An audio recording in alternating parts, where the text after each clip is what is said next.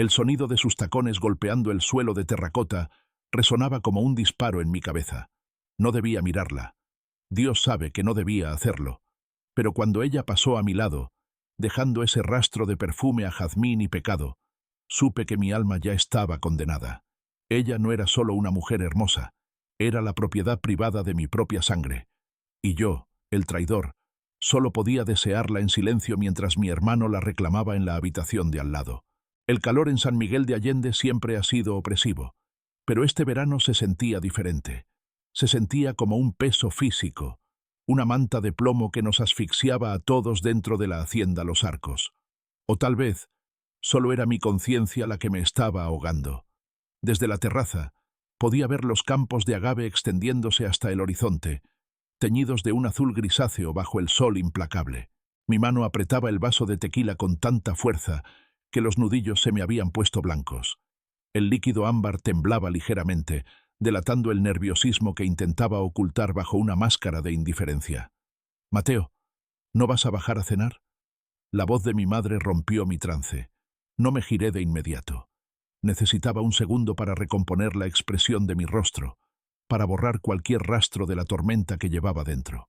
«Ya voy, mamá», respondí, mi voz sonando más ronca de lo habitual. Bajé las escaleras de piedra con pesadez. Cada paso me acercaba más a ellos, a la farsa, a la tortura diaria de verlos juntos. El comedor principal estaba iluminado por la luz tenue de los candelabros de hierro forjado, proyectando sombras largas y danzantes sobre las paredes de estuco. Y allí estaban. Roberto, mi hermano mayor, el orgullo de la familia, el heredero perfecto. Estaba sentado en la cabecera, gesticulando con esa arrogancia natural que siempre había poseído, riendo de algo que mi padre acababa de decir. Y a su lado, ella, Valeria. Incluso pronunciar su nombre en mi mente me causaba un dolor físico, agudo y punzante en el centro del pecho. Llevaba un vestido rojo sangre que dejaba al descubierto sus hombros, su piel brillando con una luminosidad que parecía burlarse de la oscuridad de mis pensamientos. Estaba cortando un trozo de carne con elegancia, pero sus ojos oscuros y profundos no miraban el plato. Por una fracción de segundo, cruzaron la mesa y se encontraron con los míos. El aire se escapó de mis pulmones. Fue solo un instante, un parpadeo en el tiempo, pero en esa mirada hubo un abismo. No era la mirada de una cuñada futura, no era la mirada de una mujer enamorada de mi hermano. Había miedo, había súplica, y lo más aterrador de todo, había un reconocimiento mutuo. Ella sabía que yo sabía, y peor aún, ella sabía que yo la deseaba con una intensidad que rozaba la locura. Me senté en mi lugar habitual, frente a ellos, sintiéndome como un espectador en mi propio funeral. «Llegas tarde, hermanito», dijo Roberto, levantando su copa en un brindis burlón. «Estábamos apostando a ver si te habías quedado dormido en los establos otra vez». Forcé una sonrisa. Sentí cómo los músculos de mi cara se tensaban, resistiéndose al gesto falso. «Estaba revisando las cuentas de la cosecha». Mentí. La mentira salió fluida, fácil. Me estaba convirtiendo en un experto en mentir. Mentía sobre dónde estaba, mentía sobre lo que sentía. Mentía cada vez que respiraba en esta casa. La cena transcurrió en una neblina borrosa. Los cubiertos chocaban contra la porcelana, creando una cacofonía que me taladraba los oídos. Mi padre hablaba de negocios, de exportaciones, de legados. Mi madre asentía, preocupada por las apariencias. Y Roberto ponía su mano sobre la de Valeria. Mis ojos se fijaron en ese contacto. Los dedos de él, gruesos y posesivos, envolviendo la mano delicada de ella. Sentí una oleada de bilis subir por mi garganta. Quería gritar, quería volcar la mesa, romper la vajilla, agarrar a mi hermano por el cuello y exigirle que la soltara. Porque él no la amaba. Yo lo sabía. Para Roberto, Valeria era otro trofeo, otro logro más para exhibir junto a sus caballos pura sangre y sus coches de lujo. Él tenía otras mujeres, el pueblo entero lo sabía, los peones lo sabían. Pero Valeria, ella era la oficial, la respetable, la que llevaría al altar para complacer a mis padres. «Mateo, no has tocado tu comida». La voz suave de Valeria cortó el aire denso. Levanté la vista. Ella me miraba directamente ahora, ignorando a Roberto. Había una tensión eléctrica en su voz, algo que hizo que mi hermano dejara de masticar y me mirara con curiosidad. No tengo hambre, murmuré, tomando un trago largo de vino para lavar el sabor amargo de mi boca. Deberías comer, insistió ella, y vi cómo sus dedos se tensaban sobre el mantel blanco. Te ves cansado, cansado de amarte, quise gritar, cansado de verte en sus brazos, cansado de imaginarte en su cama. En lugar de eso, asentí levemente, y corté un pedazo de carne que sabía a ceniza en mi boca. La atmósfera en la habitación cambió sutilmente. Roberto, con su instinto de depredador, percibió algo. Sus ojos se entrecerraron, moviéndose de ella a mí. Valeria tiene razón, dijo Roberto, su voz bajando una octava, perdiendo la jovialidad. Últimamente estás muy extraño, Mateo. Siempre observando, siempre callado. ¿Hay algo que quieras decirnos? El silencio que siguió fue ensordecedor. Solo se escuchaba el tic-tac del reloj antiguo en la esquina, marcando los segundos de mi condena. Mi corazón latía tan fuerte que temí que pudieran verlo golpear contra mi camisa. Miré a Roberto, mi hermano, mi sangre, el hombre al que se suponía que debía lealtad por encima de todo. Y luego miré a Valeria, la mujer que había invadido mis sueños, convirtiéndolos en pesadillas febriles. No, dije finalmente, sosteniendo la mirada de mi hermano. No hay nada que decir. Pero eso era mentira. Había todo por decir. Pero no importaba cuán lejos caminara hacia la oscuridad de la noche. Sabía que no podía escapar. Porque el problema no estaba en la casa. El problema estaba en mi sangre, ardiendo con un fuego que no tenía derecho a sentir. Y entonces escuché pasos detrás de mí. Pasos ligeros, vacilantes.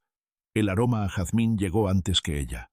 Me giré lentamente, y allí estaba Valeria, de pie bajo el arco de piedra, sola. Roberto no estaba. Mis padres no estaban. Solo nosotros dos, y la verdad innegable flotando en el aire nocturno. Mateo, susurró ella, y mi nombre en sus labios sonó como una plegaria y una maldición al mismo tiempo. El jardín de la hacienda era un laberinto de sombras y susurros a esa hora de la noche. Los grillos cantaban una melodía monótona, casi hipnótica, que contrastaba violentamente con el caos que rugía dentro de mi cabeza.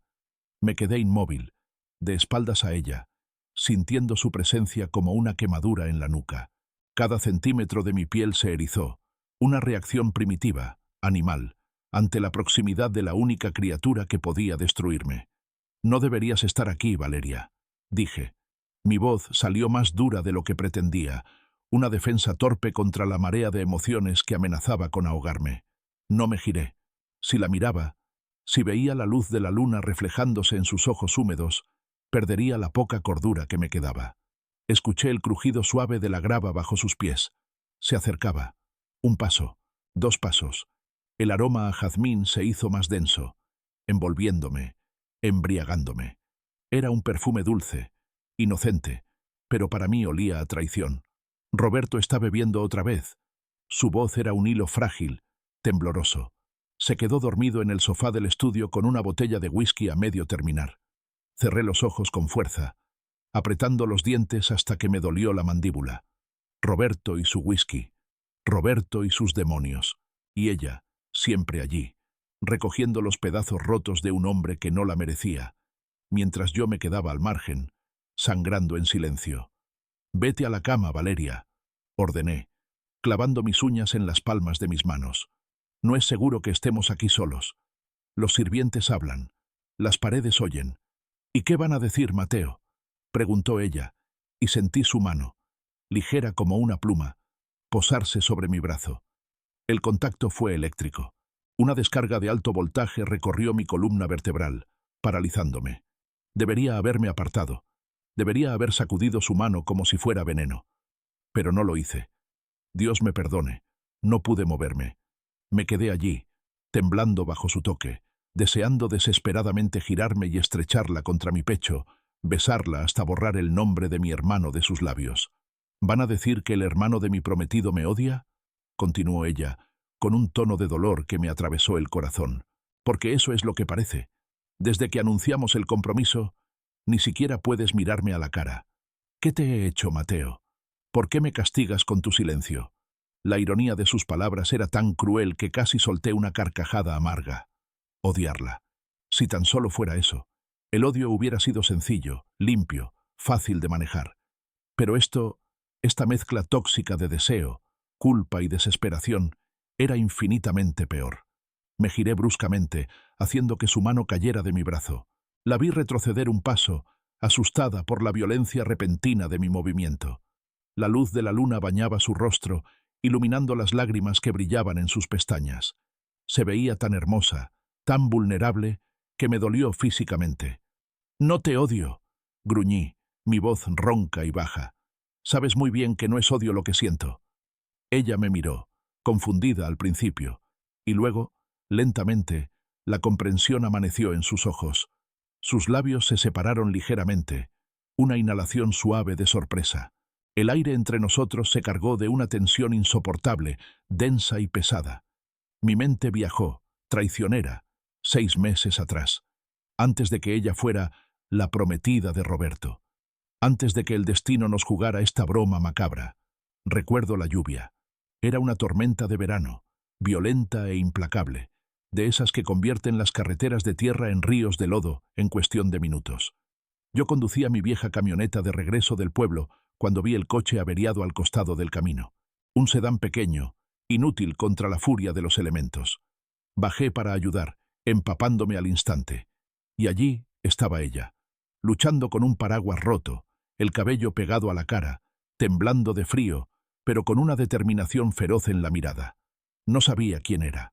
No sabía que era la hija del nuevo socio de mi padre. Solo vi a una mujer luchando contra la tormenta. «¡Sube a la camioneta!», le grité por encima del rugido del trueno. «¿No vas a arreglar eso hoy?». Ella dudó un segundo, evaluándome, y luego corrió hacia mi vehículo. El interior de la cabina se llenó de su presencia. Olía a lluvia y a tierra mojada. Se quitó el cabello de la cara y me sonrió. Una sonrisa agradecida y genuina que iluminó la oscuridad de esa tarde gris. «Gracias», dijo, frotándose los brazos para entrar en calor. «Pensé que iba a tener que pasar la noche ahí fuera». «Soy Valeria». «Oh, Mateo», respondí, sintiendo algo extraño en el estómago, una calidez que no tenía nada que ver con la calefacción del coche. La llevé hasta la ciudad. El trayecto duró 40 minutos. 40 minutos en los que hablamos de todo y de nada. Hablamos de libros, de la vida en el campo, de sueños frustrados. Me contó que quería ser arquitecta, que amaba las casas antiguas con historia. Yo le hablé de mi pasión por los caballos, algo que rara vez compartía con nadie. Hubo una conexión instantánea, innegable, una chispa. Cuando la dejé frente a su hotel, ella se quedó un momento en el asiento, mirándome. «Espero volver a verte, Mateo», dijo suavemente. «Yo también», prometí, y lo decía en serio. Conduje de regreso a la hacienda con una sonrisa estúpida en la cara, sintiendo que algo había cambiado. Sentía esperanza, pero la esperanza es una perra cruel. 3 días después, Roberto organizó una cena para presentar a su nueva conquista. Entré al comedor, sacudiéndome el polvo del trabajo, y la vi, sentada allí, al lado de él. Roberto tenía su brazo alrededor de sus hombros, marcando territorio como siempre hacía. Cuando ella levantó la vista y me vio, su sonrisa se congeló. El color desapareció de su rostro. «Mateo», dijo Roberto con orgullo, «quiero que conozcas a Valeria, mi futura esposa». El mundo se detuvo. El sonido se desvaneció. Solo escuchaba el zumbido de mi propia sangre en los oídos. La mujer de la lluvia. La mujer con la que había sentido esa conexión imposible. Era ella. Y ahora era intocable. Fin del recuerdo. Regresé al presente, al jardín oscuro, al dolor punzante de la realidad. Valeria me seguía mirando, esperando una explicación, esperando que negara lo que ambos sabíamos que era verdad. «Mateo», susurró de nuevo, dando un paso vacilante hacia mí. Di un paso atrás, poniendo distancia física entre nosotros porque mi voluntad se estaba desmoronando. «No te acerques», advertí, mi voz quebrándose.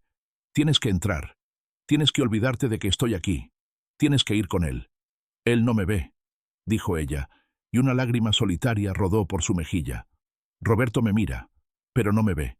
Tú sí me ves, Mateo. Lo sentí en el coche aquel día. Lo siento cada vez que entras en una habitación».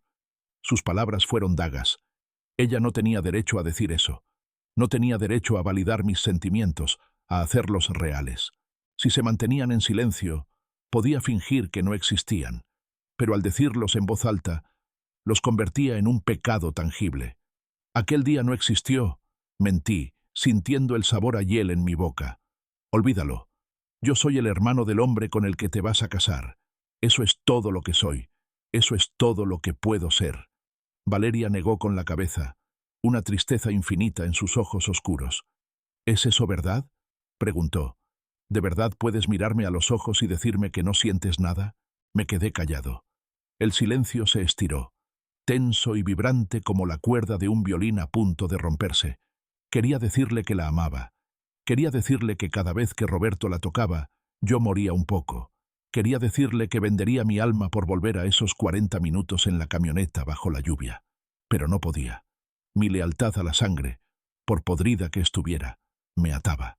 Y el miedo a destruir a mi familia, a romper el corazón de mi madre, a desatar una guerra entre hermanos, era más fuerte que mi deseo. «Buenas noches, Valeria», dije finalmente, dándole la espalda antes de que mi resolución fallara. Caminé hacia los establos, mis pasos resonando en la grava, alejándome de la única luz en mi vida. No miré atrás. Sabía que si lo hacía, si la veía allí parada sola bajo la luna, correría hacia ella y condenaría nuestras almas para siempre. Entré en la oscuridad del granero, donde el olor a heno y cuero viejo me recibió como un viejo amigo. Los caballos se agitaron en sus establos, sintiendo mi angustia. Me apoyé contra una viga de madera y me deslicé hasta el suelo, enterrando la cabeza entre las manos. El grito se quedó atascado en mi garganta, ahogado, silencioso. Un grito de rabia, de impotencia, de amor maldito.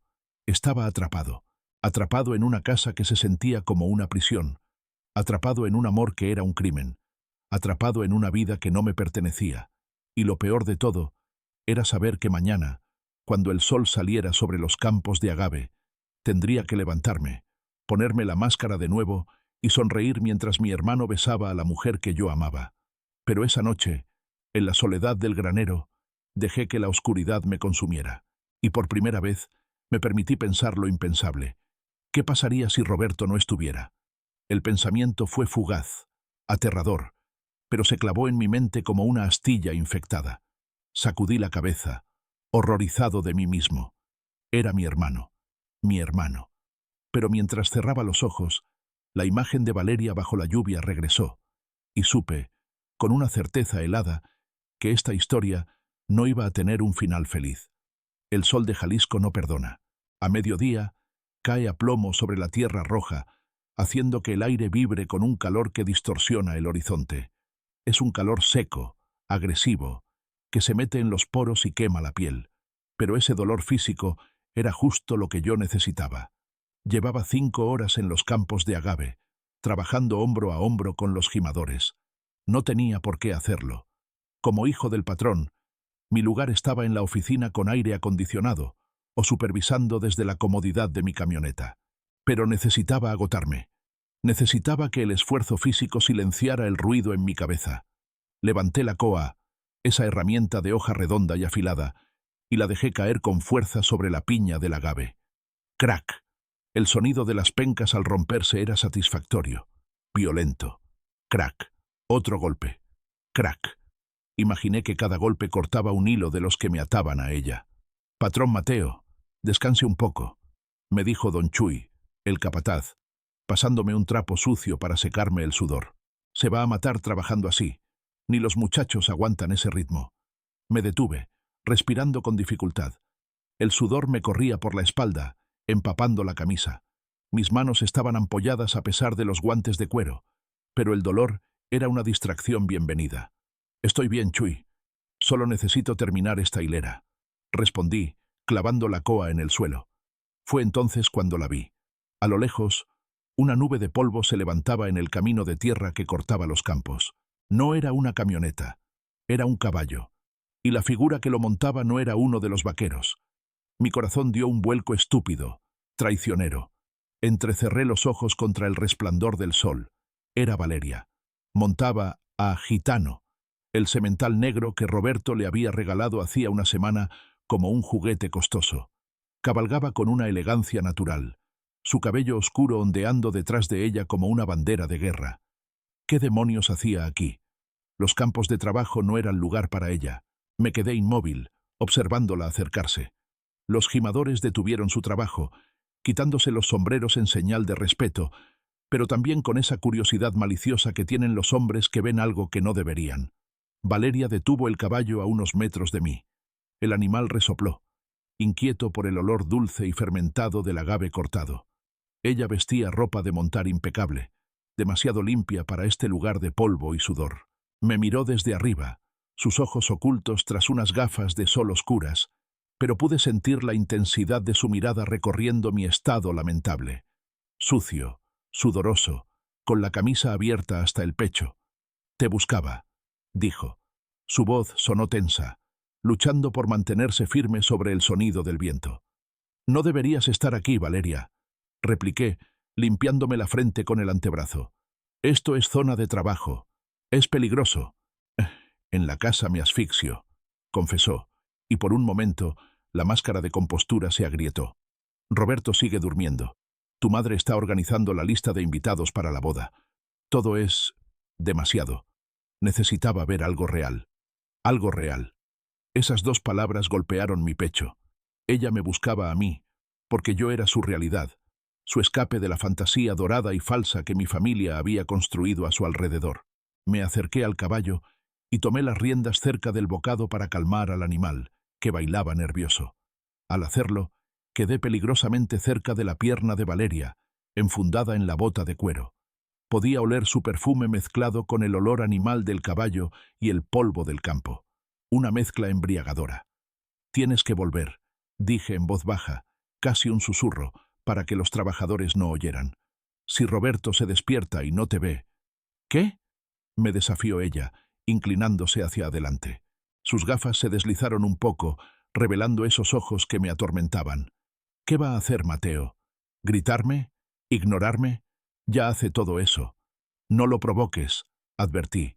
«No le tengo miedo a él», susurró ella, y luego, con una voz que me heló la sangre, añadió: «Te tengo miedo a ti, a lo que me haces sentir». El tiempo se detuvo. Los sonidos del campo, el viento, los insectos, los machetazos lejanos, desaparecieron. Solo estábamos ella y yo, suspendidos en ese instante de confesión suicida. Mi mano se apretó sobre el cuero de las riendas hasta que los nudillos se pusieron blancos. Quería bajarla de ese caballo. Quería arrastrarla al suelo y besarla hasta que ambos olvidáramos nuestros nombres. Pero el destino, cruel y puntual, intervino. El rugido de un motor rompió el hechizo. Una camioneta Ford Raptor negra apareció a toda velocidad por el camino, levantando una estela de polvo rojo que cubrió el cielo. Frenó violentamente a escasos metros de nosotros, haciendo que Gitano se encabritara del susto. Valeria soltó un grito ahogado, aferrándose a la crin del caballo para no caer. Sujeté las riendas con fuerza, usando todo mi peso para controlar al animal. «¡Tranquilo, tranquilo!», le grité al caballo, mientras mis ojos se clavaban en la puerta del conductor. Roberto bajó. Llevaba gafas de aviador y una camisa de lino blanca, inmaculada. Caminaba con esa arrogancia de quien sabe que es dueño de todo lo que pisa: la tierra, los agaves, los caballos y las personas.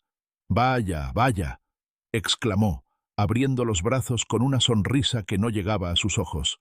Una reunión familiar en medio de la nada. ¡Qué conmovedor! Se acercó a nosotros, sus botas de piel de avestruz crujiendo sobre la tierra seca. No miró a Valeria, me miró a mí, y en esa mirada vi algo oscuro. No eran celos simples, era posesión. Era el instinto territorial de un macho alfa que huele a otro macho cerca de su propiedad. «¿Qué haces aquí, Valeria?», preguntó Roberto, sin dejar de mirarme a los ojos.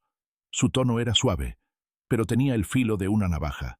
«Solo salí a dar un paseo», respondió ella, recuperando la compostura rápidamente. Mateo me estaba ayudando con Gitano. Se asustó con el ruido. Roberto soltó una risa corta, seca. «Mateo siempre tan servicial», dijo, dando un paso hacia mí. Invadió mi espacio personal, tanto que pude oler el alcohol rancio que emanaba de sus poros, disfrazado con colonia cara. «Siempre cuidando de mis cosas, ¿verdad, hermanito?». La palabra «cosas» flotó en el aire, venenosa. Valeria se tensó sobre la silla de montar. «Es tu prometida, Roberto, no una cosa». Escupí, incapaz de contenerme. La sonrisa de Roberto desapareció. Su rostro se endureció, transformándose en esa máscara de crueldad que yo conocía tan bien desde la infancia. «Cuidado, Mateo», susurró, acercando su cara a la mía. «No olvides cuál es tu lugar. Tú eres el que trabaja la tierra. Yo soy el que la hereda. Y eso aplica a todo». Se giró hacia Valeria y, con un movimiento brusco, agarró las riendas del caballo, arrancándolas de mi mano.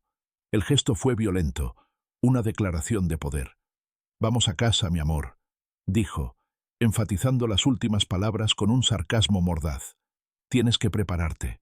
Esta noche vienen los inversionistas de la ciudad y quiero que te veas perfecta, como siempre».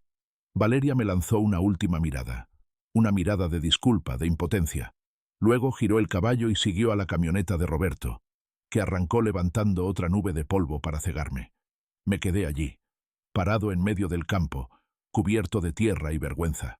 Don Chuy se acercó cautelosamente, fingiendo que no había escuchado nada, pero yo sabía que para la tarde el chisme habría recorrido toda la hacienda. Miré mis manos. Temblaban, no de miedo, sino de una rabia contenida que estaba a punto de explotar. Roberto sabía. Quizás no sabía los detalles, quizás no sabía lo de la lluvia, pero su instinto le decía que yo era una amenaza.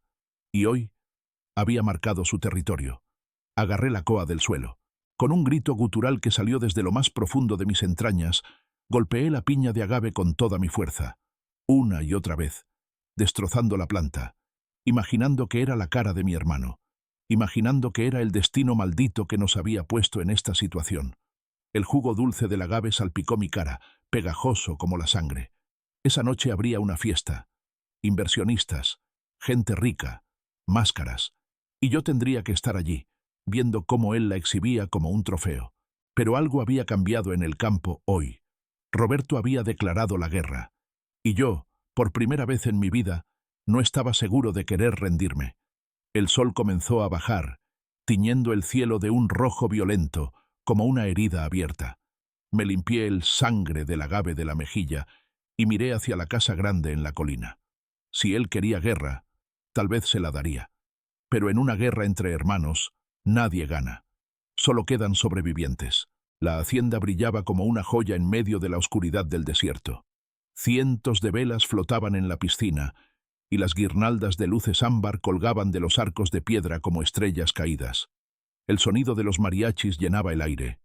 Una melodía alegre de trompetas y guitarras que chocaba violentamente con el funeral que se celebraba en mi pecho. Me ajusté el cuello de la camisa, sintiendo que me asfixiaba. Odiaba estas fiestas. Odiaba la falsedad, las risas ensayadas, el tintineo de las copas de cristal chocando entre sí para celebrar negocios sucios y alianzas de conveniencia. Me refugié en una esquina de la terraza, con un vaso de whisky en la mano, observando el espectáculo como un espectro invisible. Y allí estaban ellos, en el centro de todo, los reyes de la noche. Roberto estaba en su elemento. Con un traje azul marino hecho a medida y una copa de coñac en la mano, encantaba a los inversionistas de la Ciudad de México. Se reía fuerte, echando la cabeza hacia atrás, irradiando ese carisma tóxico que siempre había sido su mejor arma. Y a su lado, como un adorno precioso, estaba Valeria. Estaba deslumbrante. Llevaba un vestido de seda color marfil que se adhería a su cuerpo como una segunda piel, dejando su espalda descubierta. Pero su rostro era una máscara perfecta de porcelana. Sonreía cuando tenía que sonreír, asentía cuando Roberto hablaba, dejaba que él le pasara el brazo por la cintura y la acercara con esa posesividad borracha que me hacía hervir la sangre. Pero yo la conocía. Veía la tensión en su mandíbula. Veía cómo sus dedos apretaban el tallo de su copa hasta que sus nudillos perdían el color. Estaba actuando. Estaba interpretando el papel de la esposa trofeo a la perfección, mientras su alma gritaba en silencio. De repente, Roberto se inclinó hacia ella y le susurró algo al oído. Vi cómo ella se tensaba, un gesto casi imperceptible de repulsión, antes de forzar otra sonrisa y asentir. Roberto soltó una carcajada y le dio una palmada en la cadera, un gesto vulgar, propietario, frente a todos los invitados. El vaso en mi mano crujió. El cristal no se rompió, pero estuvo cerca. Valeria se disculpó con una reverencia suave y se alejó del grupo, caminando rápidamente hacia el interior de la casona. Huía. No iba al baño. Iba a buscar aire. Iba a buscar un lugar donde pudiera dejar caer la máscara sin que nadie la viera romperse. Sin pensarlo, sin planearlo, mis pies se movieron solos. Dejé mi vaso sobre una mesa y la seguí, deslizándome entre las sombras lejos de la luz de la fiesta. La encontré en la biblioteca antigua, una habitación que rara vez se usaba, llena de polvo y olor a libros viejos y madera de cedro. Estaba de pie frente a la gran ventana que daba al jardín trasero, abrazándose a sí misma, temblando a pesar del calor de la noche. La luz de la luna entraba por el ventanal, bañando su silueta en plata y azul. Parecía un fantasma. Parecía la mujer más triste del mundo. Cerré la puerta detrás de mí. El clic de la cerradura resonó como un disparo en el silencio de la habitación. Valeria se giró de golpe, asustada. Al verme, sus hombros bajaron, pero la tensión en sus ojos no desapareció. «¿Qué te dijo?», pregunté. Mi voz sonó extraña, ronca, cargada de una furia que apenas podía contener. Ella negó con la cabeza, desviando la mirada. «Nada, Mateo. Vuelve a la fiesta. Si nos ven aquí». «¿Qué te dijo, Valeria?». Insistí, dando un paso hacia ella. La ira me quemaba, pero debajo de la ira había algo más peligroso, la necesidad desesperada de protegerla. Ella soltó un suspiro tembloroso, una risa amarga y rota. Dijo que sonriera más, que los inversionistas necesitan ver que soy feliz. Dijo que... Su voz se quebró, que esta noche tengo que portarme bien, porque su futuro depende de estos contratos. Cerré los ojos, sintiendo un dolor agudo en el pecho. La estaba vendiendo. No con dinero, sino con su imagen, con su belleza. La estaba usando como una pieza más en su tablero de ajedrez. «No tienes que casarte con él», dije. Las palabras salieron antes de que pudiera detenerlas. Era una locura. Era traición, pero era la verdad. Valeria me miró, y en sus ojos vi el abismo. «¿Y qué opción tengo, Mateo?», susurró, caminando hacia mí hasta quedar a escasos centímetros. Podía sentir el calor de su cuerpo, oler el jazmín de su piel. «Mi padre le debe una fortuna al tuyo. Este matrimonio no es amor, es un pago de deuda. Soy la garantía». La revelación me golpeó como un puñetazo. No lo sabía. Nadie me lo había dicho. Pensé que era un arreglo social, no una venta literal. Mi familia, mi propia sangre, eran monstruos. «Huyamos», solté. La idea era absurda, infantil, imposible. Pero en ese momento, en la penumbra de esa biblioteca, parecía la única salida. Valeria levantó la mano y con un toque vacilante acarició mi mejilla. Su piel estaba fría, la mía ardía. «¿A dónde iríamos, Mateo?», preguntó con una tristeza infinita. «Él nos encontraría. Tu padre nos encontraría, y nos destruirían a los dos». «No me importa», susurré, inclinándome hacia ella. La gravedad entre nosotros se había vuelto irresistible. El mundo exterior, la fiesta, la música, Roberto, todo desapareció. Solo existía ella. Solo existía la curva de sus labios temblando en la oscuridad. «A mí sí me importa», dijo ella, pero no se apartó. Su respiración se aceleró, mezclándose con la mía. «No quiero que te lastimen por mi culpa». «Ya me están lastimando», confesé, mi frente descansando contra la suya. «Cada segundo que te veo con él, me matan un poco». Hubo un silencio cargado, espeso, donde solo se escuchaban nuestros corazones desbocados. Y entonces se rompió. No sé quién se movió primero. Tal vez fuimos los dos al mismo tiempo, impulsados por una fuerza que llevábamos meses conteniendo. Sus labios chocaron contra los míos con desesperación, con hambre, con dolor. No fue un beso dulce, fue un beso de náufragos, de dos personas que se ahogan y buscan aire en la boca del otro. Mis manos fueron a su cintura, atrayéndola hacia mí con fuerza, queriendo fundirla en mi piel. Sus dedos se enredaron en mi cabello, tirando, exigiendo. Había sabor a lágrimas y a vino. Había miedo y deseo. Era el beso más prohibido, el más peligroso, y por eso mismo, el más real de mi vida. Por un instante, fuimos libres. En esa oscuridad, éramos solo un hombre y una mujer que se amaban contra toda lógica. Pero el sonido de unos pasos pesados en el pasillo exterior nos separó como un latigazo. Nos apartamos bruscamente, jadeando, con los ojos muy abiertos por el pánico. El pomo de la puerta giró. Mi corazón se detuvo. La puerta estaba cerrada con llave. Había girado el seguro inconscientemente al entrar. ¿Valeria? La voz de Roberto resonó al otro lado de la madera, arrastrada por el alcohol, pero con ese tono de sospecha que nunca dormía. ¿Estás ahí? Miré a Valeria. Estaba pálida, con los labios hinchados y los ojos aterrorizados. Si él entraba, si nos veía así, sería el fin. No solo el fin del compromiso, sería sangre. Contesta, le susurré, moviéndome silenciosamente hacia la sombra más profunda de la estantería, ocultándome detrás de una columna de libros. Valeria tragó saliva. Se alisó el vestido con manos temblorosas y se acercó a la puerta, pero no la abrió. «Sí, Roberto, estoy aquí», dijo, su voz sorprendentemente firme, aunque yo podía ver cómo le temblaban las piernas. Me sentía un poco mareada. Necesitaba un momento. Hubo una pausa interminable. Podía imaginar a Roberto al otro lado, con el ceño fruncido, apoyando la oreja en la madera. «Abre la puerta», ordenó él. «Solo dame un minuto», suplicó ella. «Por favor, no quiero que me vean así». Otro silencio. Luego, un gruñido. «Tienes 5 minutos, Valeria. Los inversionistas están preguntando. No me hagas quedar mal». Escuché sus pasos alejarse por el pasillo. Valeria se recargó contra la puerta y se deslizó hasta el suelo, cubriéndose la boca para ahogar un sollozo. Yo salí de las sombras, sintiéndome como un cobarde, como un ladrón. La miré, destrozada en el suelo, y supe que el beso no había sido un alivio. Había sido una sentencia. Ahora que había probado lo que era tenerla, no podría volver a vivir sin ella, y eso nos ponía a ambos en un peligro mortal. «Tienes que salir», me susurró sin mirarme. «Vete por la ventana». Caminé hacia el ventanal y lo abrí. El aire de la noche entró, frío y sobrio. «Esto no ha terminado», le prometí, aunque no tenía idea de cómo iba a salvarla. Salté al jardín y me perdí en la oscuridad, con el sabor de sus labios todavía quemándome la boca, mientras la música de los mariachis seguía sonando, burlona, celebrando una tragedia que apenas comenzaba. Los 2 días siguientes pasaron como una alucinación febril. Caminaba por la casa como un sonámbulo, sintiendo el peso del secreto quemándome la piel. Cada vez que miraba a Roberto, sentía náuseas. Cada vez que miraba a Valeria, sentía pánico.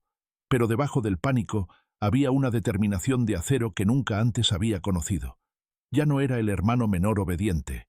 Ya no era la sombra. Era un hombre con un plan.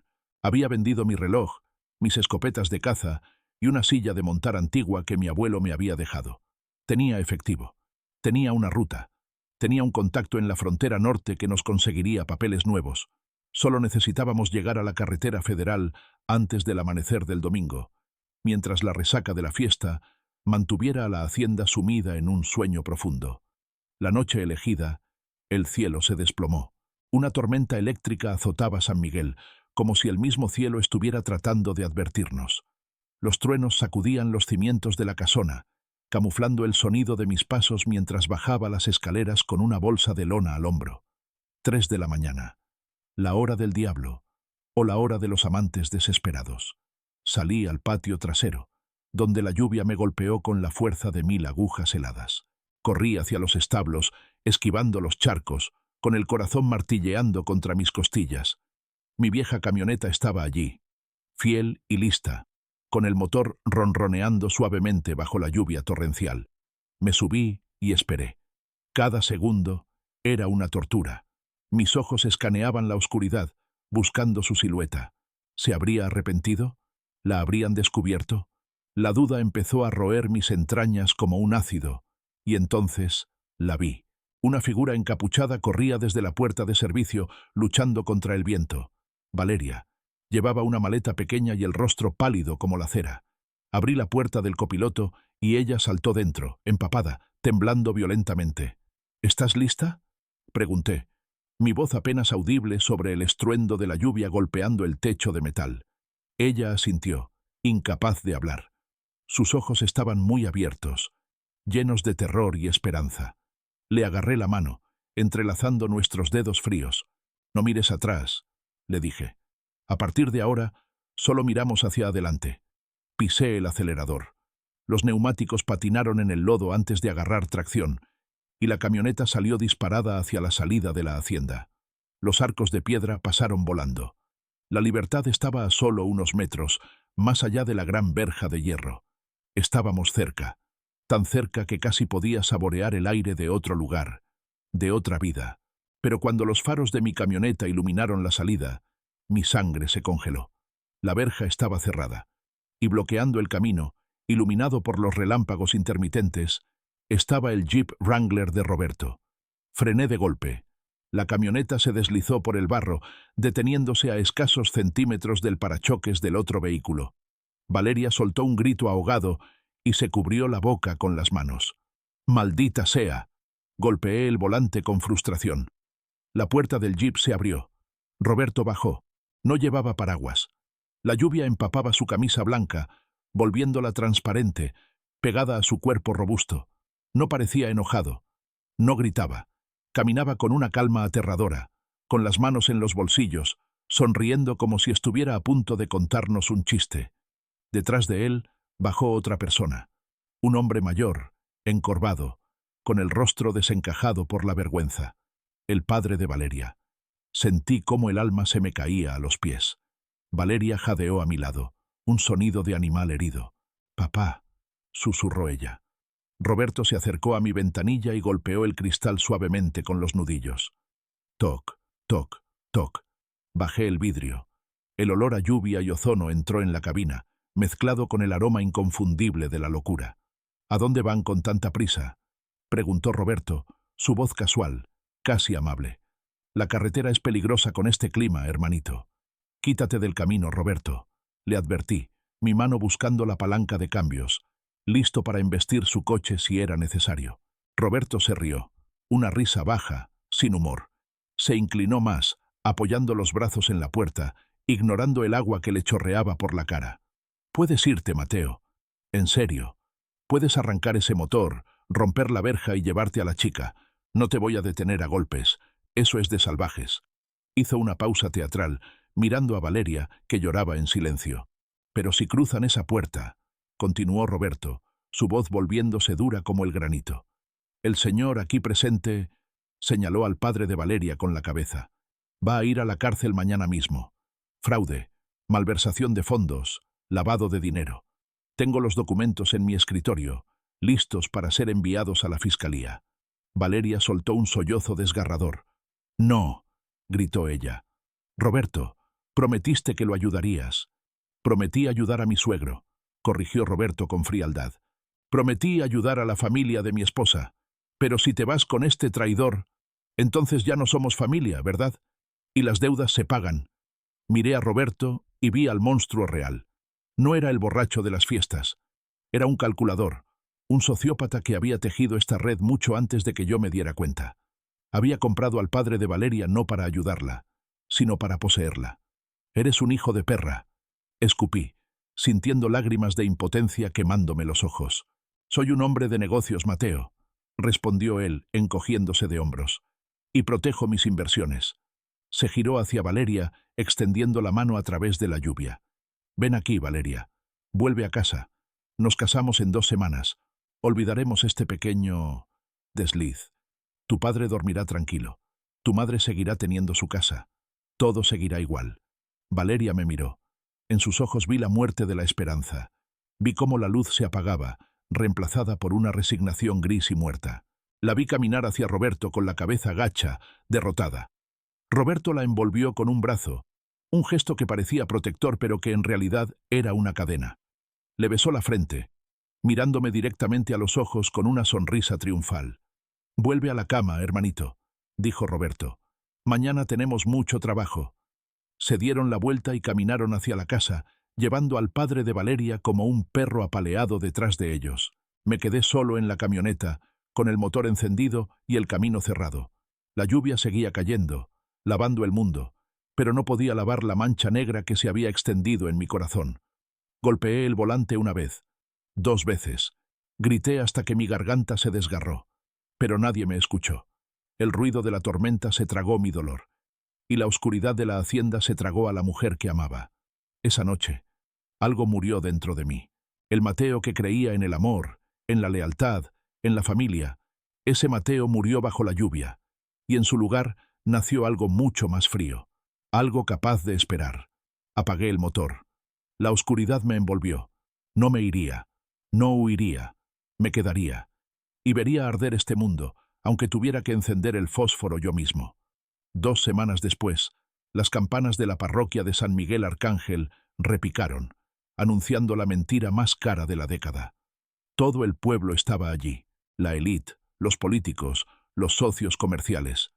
Flores blancas inundaban el altar, miles de rosas importadas cuyo aroma dulce y empalagoso me revolvía el estómago. Yo estaba de pie junto al altar, en mi papel de padrino, el mejor hombre, el hermano leal.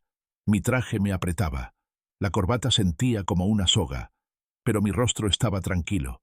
Había aprendido, en estas 2 semanas de infierno silencioso, a construir una muralla alrededor de mi alma. Ya no lloraba, ya no gritaba, simplemente observaba.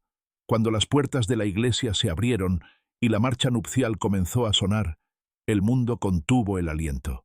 Valeria caminaba hacia nosotros. Nunca había visto algo tan hermoso y tan trágico al mismo tiempo. El vestido de encaje y seda era una obra maestra, pero ella lo llevaba como si fuera un sudario. Caminaba despacio, del brazo de su padre, ese hombre pequeño y cobarde que había vendido a su hija por su libertad. A través del velo, busqué sus ojos, y cuando los encontré, sentí que algo se rompía definitivamente dentro de mí. Estaban vacíos. Ya no había miedo, ni súplica, ni siquiera tristeza. Solo había un vacío gris, una resignación absoluta. Habían matado a la Valeria que corría bajo la lluvia. Habían matado a la mujer que me besó en la biblioteca. Lo que caminaba hacia el altar era una muñeca, hermosa y hueca, lista para ser colocada en la vitrina de mi hermano. Roberto, a mi lado, se enderezó. Sonreía. Era la sonrisa del vencedor que reclama su botín. No la miraba con amor, la miraba con satisfacción. La ceremonia fue borrosa. Palabras vacías sobre el amor eterno, la fidelidad, el respeto. Cada sí acepto fue un clavo en mi ataúd. Cuando el sacerdote los declaró marido y mujer, y Roberto levantó el velo para besarla, tuve que cerrar los ojos. No pude verlo. Escuché los aplausos, los vítores, la alegría ajena, y sentí un odio tan puro y tan frío que me asusté de mi propia capacidad para la oscuridad. La recepción fue en la hacienda, una fiesta que dejaría pequeña a cualquier otra. Había fuegos artificiales, champán francés corriendo como agua y una orquesta tocando en vivo. Yo me mantuve en los márgenes, bebiendo tequila solo, observando, siempre observando. ¿Me concede este baile, cuñado? La voz me sobresaltó. Me giré y allí estaba ella, Valeria. Sin el velo, su rostro estaba pálido, contrastando con el rojo intenso de sus labios. Roberto estaba ocupado en la otra punta del jardín, presumiendo con el gobernador del estado. Dudé. Tocarla ahora, sabiendo que pertenecía a otro, era una tortura que no estaba seguro de poder soportar. Pero sus ojos, por primera vez en la noche, vi una chispa de vida en ellos, una chispa de dolor compartido. Dejé mi vaso en una mesa y le ofrecí mi mano. Por supuesto, dije. Caminamos hacia la pista de baile. La música era un vals lento, melancólico. Puse mi mano en su cintura, esa cintura que había abrazado en la oscuridad de la biblioteca, y ella puso su mano en mi hombro. Bailamos. Nuestros cuerpos se movían al unísono, recordando una intimidad que nunca debió existir. Por un momento, en medio de 300 personas, estábamos solos. «Te ves hermosa», susurré, porque era la verdad, y porque no tenía nada más que perder. Ella no sonrió. Se acercó un poco más, rompiendo el protocolo, apoyando su frente casi contra mi barbilla. «Estoy muerta, Mateo», susurró ella, su voz tan baja que solo yo pude oírla. Por dentro, estoy muerta. Solo estoy esperando a que mi cuerpo se dé cuenta. Se me heló la sangre. Apreté su mano con fuerza. «No digas eso», le respondí con urgencia. «Escúchame bien, Valeria. Esto no es el final». Ella levantó la vista, mirándome con incredulidad. «¿No lo es? Mira a tu alrededor. Él ganó. Tiene mi nombre, tiene mi vida, tiene a mi padre. No hay salida». «El tiempo», dije, mirando por encima de su hombro a Roberto, que reía con una copa en la mano, ajeno a la tormenta que se gestaba a sus espaldas. El tiempo es lo único que tenemos. Roberto comete errores, siempre lo hace. Su arrogancia es su debilidad. Acerqué mis labios a su oído, rozando su piel con un atrevimiento suicida. Voy a esperar. 1 año, 10 años, toda la vida si es necesario. Voy a estar aquí, en esta casa, siendo el hermano fiel, el tío perfecto, el socio trabajador. Voy a verlo confiarse. Voy a verlo bajar la guardia. Y cuando llegue el momento, cuando cometa el error fatal, estaré allí para tomar todo lo que es mío. Valeria se tensó en mis brazos. Se separó un poco para mirarme a la cara.